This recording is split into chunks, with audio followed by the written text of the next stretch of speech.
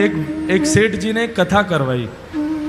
व्यास जी आए, सेठ जी ने अपने सभी मित्रों को निमंत्रण दिया, बोले भाई सबको कथा में आना है, हमने कथा करवाई है। अब यहाँ गर्ग जी ने कथा करवाई, उन्होंने सब अपने फैमिली मेंबर्स को, अपने मित्रों को इनवाइट किया ना, सब आए।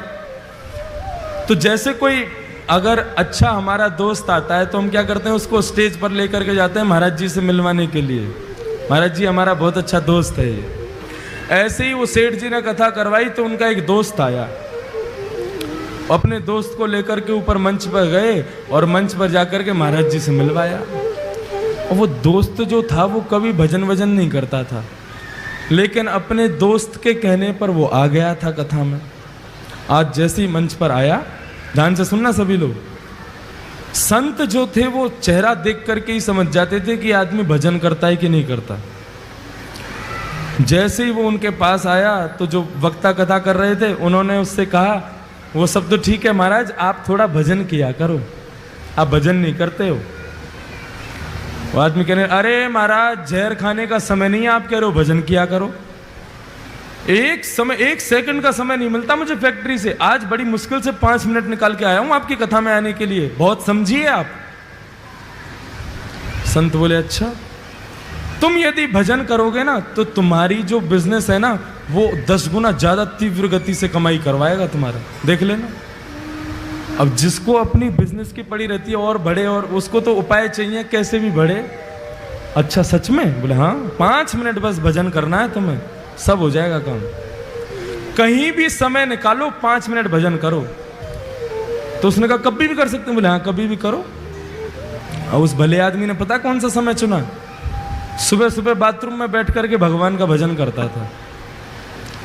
बाथरूम में बैठे बैठे सीताराम सीताराम सीताराम कहिए, जाहि विधि राखे राम ताहि विधि रहिए। सीताराम सीताराम सीताराम कहिए, जाहि विधि राखे राम ताहि विधि रहिए। ओ सीताराम सीताराम सीताराम कहिए, जाहि विधि राखे राम ताहि विधि रहिए। सीताराम सीताराम सीताराम कहिए, जाहि विधि राखे राम ताहि विधि रहिए। सीताराम सीताराम सीताराम कहिए, जाहि विधि राखे राम ताहि विधि रहिए। सीताराम सीताराम सीताराम कहिए, जाहि विधि राखे राम ताहि विधि रहिए।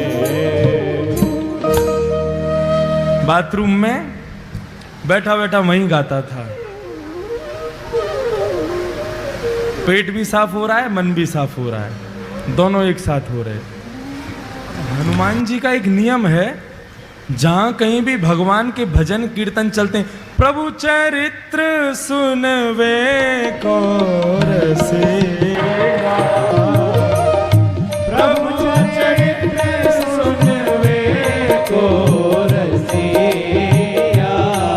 ओ प्रभु चरित्र सुनवे को रसेरा। ओ प्रभु चरित्र सुनवे को रसेरा।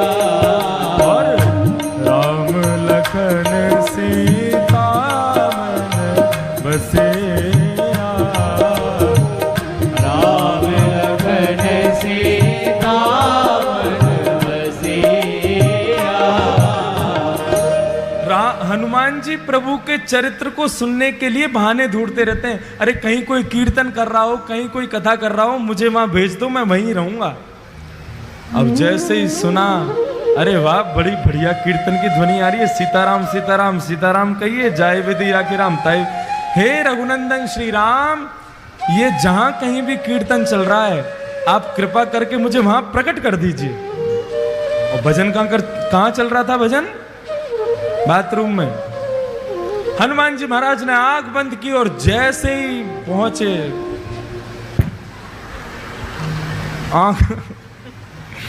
आंख खोल करके देखा, हनुमान जी महाराज का पूरा दिमाग खराब हो गया। क्या कर रहा है भाई? बोले भजन कर रहा हूं। यही जगह मिली थी तुझे भजन करने की? एक तमाचा मारा खींच करके उसको, रुक जा तेरी शिकायत करके आता हूं अभी राम जी से।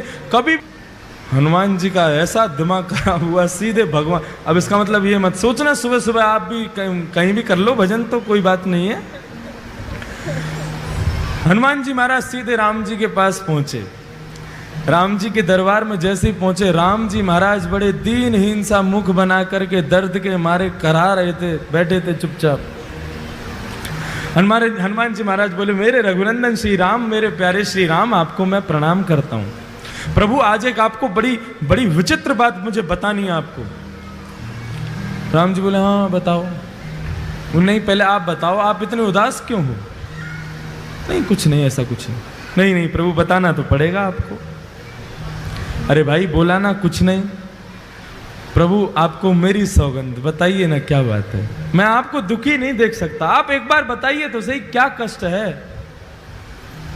राम जी बोले, हमारी पीठ में बहुत तेज दर्द हो रहा है। बोले क्यों? बोले स्वयं खुद ही देख लो। जैसे ही पीछे पीठ के पास गए, हनुमान जी बोले कहां देखना है? बोले हमारा अंग वस्त्र हटाओ। अंग वस्त्र जैसे ही हटाया महाराज, बानर के पंजे का निशान बना हुआ था वहां पर। हनुमान जी महाराज बोले, प्रभु किस बानर की इतनी हिम्मत हो गई, मेरे होते हुए आप पर प्रहार किया उसने? राम जी बोले, बस ऐसे ही है, कुछ लोगों को ज्यादा ही छूट मिल गई है। बोले नहीं नहीं प्रभु आपको बताना तो पड़ेगा, ये लगी कैसे आपको? राम जी बोले, हम नहीं बोलेंगे। बोले नहीं नहीं प्रभु बताना पड़ेगा। बोले हम नहीं बताएंगे। बोले आप मत बताओ, मैं एक अभी फिंगरप्रिंट चेक करवाता हूं ना। किसके फिंगरप्रिंट्स हैं इस पर? सारे बानरों को बुला लिया विश्व भर के और कहा, किसकी हिम्मत हुई मेरे राम जी को हाथ लगाने की? बानर सब कांपने लगे। बोले महाराज हमारी हिम्मत नहीं है, हम तो राम जी को दूर से देख के भाग जाते हैं। आप जो उनके पास रहते हो, हम मारने की सोच भी नहीं सकते। बोले ऐसे नहीं बताओगे, एक एक करके आओ और अपना हाथ रखो। जिसका हाथ यहां पर सटीक बैठ गया उसी ने मारा है। और एक एक करके सारे बानर जा रहे हैं, राम जी के उस पंजे पर हाथ लगा रहे हैं। राम जी मन ही मन प्रसन्न हो रहे हैं, कर लो सब कुछ कर लो, जो करना है कर लो। एक एक करके सारे बानर चले गए महाराज, एक का भी हाथ नहीं बैठा। हनुमान जी चरण पकड़ के बैठ गए, प्रभु बताइए ना किसने मारा? इनमें से तो कोई भी नहीं था। अच्छा बता दूं? बोले हाँ बताओ। तुमने अपना हाथ लगा के देखा क्या? हनुमान, अच्छा मैं, आपको लगता है मैं मारूंगा? नहीं मैं मार तो नहीं सकते, पूछ रहा हूं तुमने लगा के देखा? बोले नहीं, एक बार देख के आओ। हनुमान जी महाराज पीछे गए, घबराने लगे, कांपने लगे। बोले मैं हाथ कैसे लगाऊं? और जैसे जैसे हाथ पास आता जावे वो वैसे वैसे मैच होता जावे। और जैसे ही रखा बिल्कुल उसी शेप का था जिस शेप का हनुमान जी का हाथ। हनुमान जी रोने लगे, प्रभु मुझसे ये अपराध कैसे हो गया? तब राम जी कह रहे हैं कि भक्त भक्ति भगवंत गुरु चतुर नाम वपुए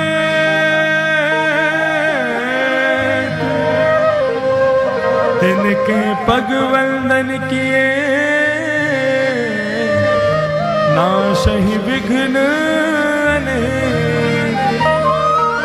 हनुमान, भक्ति, भक्त, भगवान और गुरु, जब मनुष्य मेरा भक्त बन जाता है ना तो वो मेरा ही स्वरूप हो जाता है। उस पर आया कष्ट वो मुझे भी लगता है।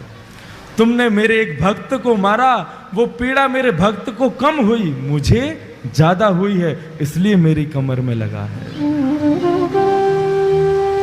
बंधुओं, भगवान कहते हैं जब व्यक्ति सर्वस्व मुझे अर्पित कर देता है तो उसका दुख मेरा दुख है, उसका सुख मेरा सुख है, उसका आनंद मेरा आनंद है। और वही भक्ति पथ का पहला स्वरूप है।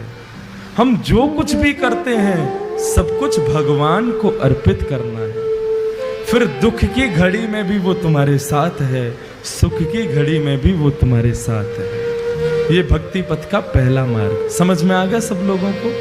हम जो कोई भी पुण्य करते हैं, एक बार मुख से यदि हरि नाम भी निकलता है तो भी भगवान से कहो, प्रभु मुझे इसके बदले कुछ नहीं चाहिए, आप रखिए। भगवान की दरबार में तीन चीज हमेशा याद रखना, तुच्छ, कुछ और सब कुछ।